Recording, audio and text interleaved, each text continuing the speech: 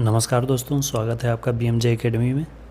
दोस्तों, Indian polity के पिछले वीडियो में हमने राष्ट्रपति की शक्तियों के अंतर्गत राष्ट्रपति की क्षमादान की शक्ति, जो कि अनुच्छेद 72 में वर्णित है, और राष्ट्रपति की कार्यपालिका शक्ति के अंतर्गत विभिन्न राजनीतिक पदों और विभिन्न आयोगों के अध्यक्षों की नियुक्ति की शक्ति को देखा। आज के इस वीडियो में हम राष्ट्रपति की विधायी शक्तियों के बारे में पढ़ेंगे। आइए राष्ट्रपति की विधायी शक्तियों को देखते हैं। अनुच्छेद 111 के अनुसार किसी साधारण विधेयक को राष्ट्रपति एक बार पुनर्विचार के लिए वापस संसद में भेज सकता है। जब राष्ट्रपति किसी विधेयक को संसद में पुनर्विचार के लिए लौटाती है तो संसद उसमें संशोधन करे या ना करे, उसे लोकसभा और राज्यसभा में पुनः पारित करना पड़ता है, और जब पारित हो जाएगा उसके बाद ही दोबारा राष्ट्रपति के पास मंजूरी के लिए भेजा जाता है। जब राष्ट्रपति विधेयक को संसद में पुनर्विचार के लिए लौटाते हैं तो उसमें संशोधन हो या ना हो, उसे फिर से लोकसभा और राज्यसभा में फिर से उसे पारित करवाना पड़ता है, और जब दोनों सदन से पारित हो जाता है उसके बाद ही फिर राष्ट्रपति के पास दोबारा स्वीकृति के लिए भेजा जाता है।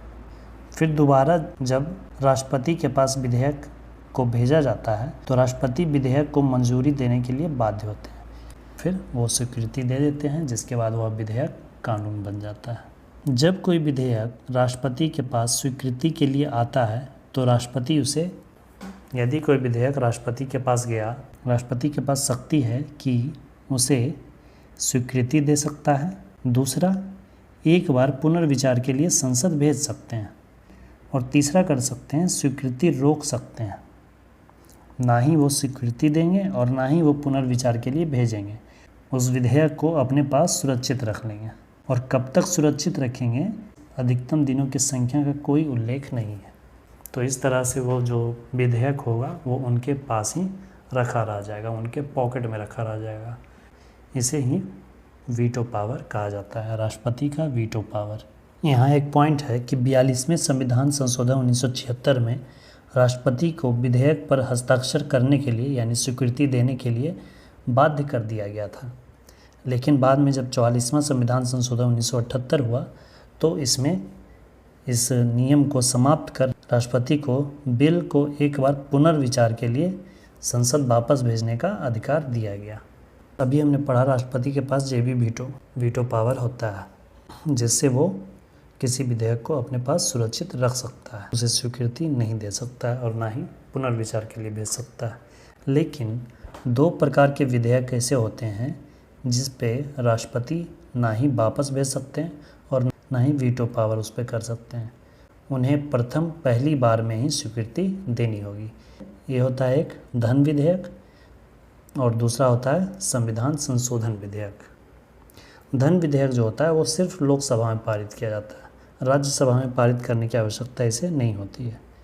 और इन दोनों को राष्ट्रपति इसलिए पहली बार ही स्वीकृति देते हैं क्योंकि ये विधेयक लाने से पहले ही राष्ट्रपति की स्वीकृति ले ली जाती है। चूँकि धन विधेयक को लोकसभा में प्रस्तुत करने के पूर्व ही राष्ट्रपति की स्वीकृति लेनी होती है, इसलिए इस विधेयक को राष्ट्रपति वापस नहीं भेजते हैं।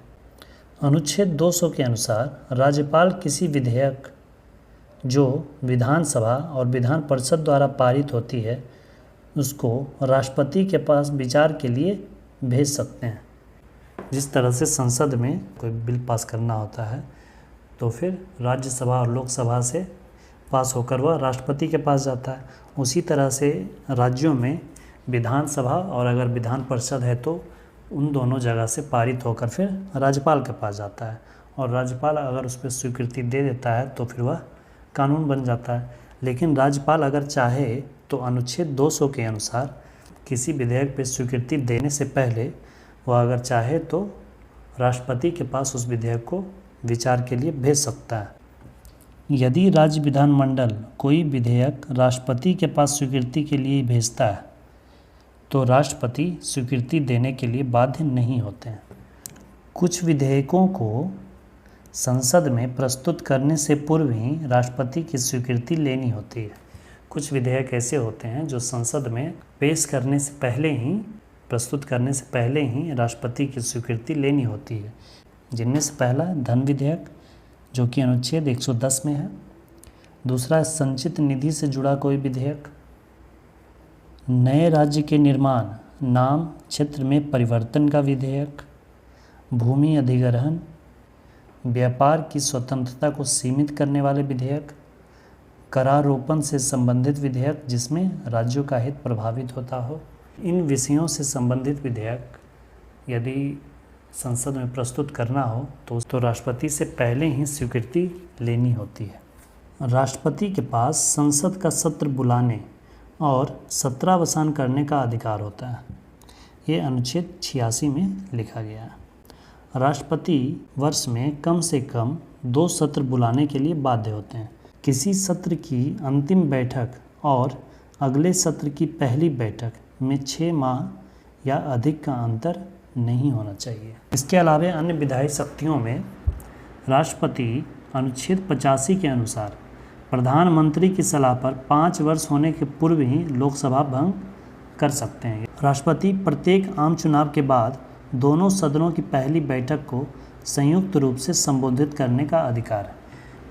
साथ ही प्रत्येक वर्ष की पहली बैठक को भी संयुक्त रूप से संबोधित करने का अधिकार है और प्रत्येक वर्ष की जो पहली बैठक होती है उसे भी संबोधित करने का अधिकार राष्ट्रपति को है। राष्ट्रपति द्वारा दिया गया संबोधन मंत्रिपरिषद द्वारा तैयार किया जाता है, जिसमें सरकार के भावी कार्यक्रमों यानी भविष्य में जो कार्यक्रम की जो रूपरेखा तैयार किया है सरकार ने, वो भी उसमें शामिल होती है। अनुच्छेद 108 के अनुसार राष्ट्रपति दोनों सदनों की संयुक्त बैठक बुला सकता है। यदि कोई विधेयक है जो कि पारित नहीं हो पा रहा है, जिस पे रिजल्ट नहीं आ पा रहा है, तो राष्ट्रपति चाहे तो उसे एक संयुक्त अधिवेशन बुलाकर उस विधेयक का रिजल्ट कर सकते हैं। इस संयुक्त अधिवेशन को बुलाने की शक्ति राष्ट्रपति के पास है, लेकिन इसकी अध्यक्षता लोकसभा अध्यक्ष करते हैं। लेकिन यदि ऐसे में लोकसभा के अध्यक्ष ना हो और उपाध्यक्ष भी अनुपस्थित हों, तो राष्ट्रपति को यह अधिकार है कि किसी भी लोकसभा के सदस्य को, लोकसभा का कोई भी सदस्य को, किसी भी सांसद को अध्यक्षता सौंप सकते हैं। ठीक इसी प्रकार यदि राज्यसभा के सभापति यानी कि जो उपराष्ट्रपति होते हैं या उपसभापति अनुपस्थित हों, तो राज्यसभा के किसी भी सदस्य को राष्ट्रपति सभापति बना सकते हैं। अनुच्छेद 331 के अनुसार राष्ट्रपति लोकसभा में 2 आंग्ल भारतीय को मनोनीत कर सकते हैं, लेकिन अब यह रूल समाप्त कर दिया गया है 104वें संविधान संशोधन 2019 के द्वारा। इस नियम को कि 2 आंग्ल भारतीयों को मनोनीत करने का जो अधिकार था राष्ट्रपति का, 2 आंग्ल भारतीयों के लिए जो आरक्षण था, उसे निष्प्रभावी कर दिया गया है 104वें संविधान संशोधन 2019 के द्वारा। इसके अलावा राष्ट्रपति के पास शक्ति होती है कि राज्यसभा में 12 व्यक्तियों को मनोनीत कर सकते हैं। राज्यसभा में 12 सदस्यों को मनोनीत करने का अधिकार राष्ट्रपति के पास होता है। इसके अलावा अनुच्छेद 123 1, 2, 3 के अनुसार ये भी मोस्ट इम्पॉर्टेंट है, अध्यादेश जारी करने की शक्ति। अनुच्छेद 123 के अनुसार यदि संसद सत्र ना चल रहा हो, संसद सत्र उस समय ना चल रहा हो और उस समय कोई अत्यंत आवश्यक कानून को पारित करना हो, कोई ऐसा कानून हो जो कि अति आवश्यक हो, उसे जल्द से जल्द पारित करना उसे, तो ऐसे में उसके लिए राष्ट्रपति अध्यादेश जारी कर सकते हैं। अध्यादेश जारी करने का मतलब हुआ कि राष्ट्रपति घोषणा करते हैं किसी कानून के बारे में और वो कानून लागू हो जाता है, लेकिन 6 सप्ताह के भीतर संसद से स्वीकृति हो जाना चाहिए। दोस्तों, आज के वीडियो में बस इतना ही। इसके अगले वीडियो में हम राष्ट्रपति की न्यायिक शक्ति, सैन्य शक्ति, वित्तीय शक्ति, आपात शक्ति के बारे में पढ़ेंगे और इसके अलावा जो अवशिष्ट शक्तियां हैं उसके बारे में भी हम देखेंगे। वीडियो कैसी लगी ज़रूर कमेंट करें। आई होप कि वीडियो आपको पसंद आई हो और आपके लिए हेल्पफुल हो। धन्यवाद दोस्तों। जय हिंद।